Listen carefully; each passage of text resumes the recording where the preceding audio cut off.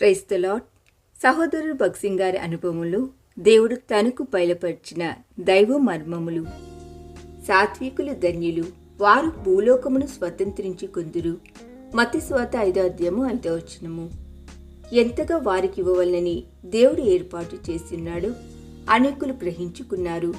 మనము తలంచు దానికంటే ఊహించు దానికంటే ఆయన అత్యధికముగా మనకిచ్చును. ఆయన మనకిచ్చినట్టు ఆధిక్యతను గ్రహించుటకు మనము ఆయన హృదయంలో ప్రవేశించవలెను. ఎంత మట్టుకు మనకు దేవుడు ఇవ్వగలడు దానిని నమ్ముటయే మనకు కష్టముగా నున్నది.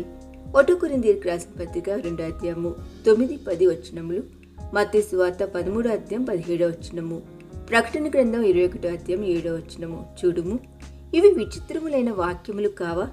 దేవుడు తన్ను ప్రేమించు వారి కొరకు ఏవి సిద్ధపరచునో అవి కంటికి కనబడలేదు, చెవికి వినబడలేదు, మనుష్య హృదయమునకు గోచరము కాలేదు. వీటిని చూడవలని అనేక ప్రవక్తలు నీతిమంతులు కోరిరి, కాని వారికి తెలియలేదని కూడా దేవుని వాక్యం చెప్పుచున్నది. మన పాపములు క్షమించుడే కాక తనకున్న సమస్తమును మనకివ్వననున్నదియే దేవుని కోరిక.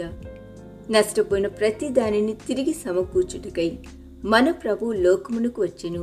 దేవుని యొద్ద నుండి మన కొరకు ఆయన మనసులో సంకల్పించబడిన ప్రతిదియు సంపూర్ణముగా మనము పొందు వరకు ప్రభు తృప్తి చెందడు.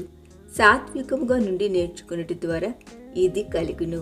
ప్రభువైన యేసుక్రీస్తు యొక్క సమస్త ఐశ్వర్యమును మనము ఈ విధముగా పొందగలము. అందుకే నా యుద్ధకు రండి, నా యుద్ధ నేర్చుకొనుడి, నేను సాత్వికుడును దీన మనసు కలవాడును, నేను మీకు విశ్రాంతి కలుగజేతును అంటున్నాడు. ఈ పాఠము నేర్చుకున్నటకు జీవితకాలమంతయు పట్టును. మారు మనసు పొందుటకు పూర్వము మనకుండిన గర్వమును అనగా కుటుంబము, దేశము, స్నేహితులు, బంధువులు లేక యోగ్యతలను బట్టి అతిశయించి గర్వమును విడిచిపెట్టవలెను. ఈ దిన ధ్యానము మనందరి ఆత్మీయ జీవితమునకు ఆశీర్వాదకరముగా ఉండునుగాక. ఆమేన్.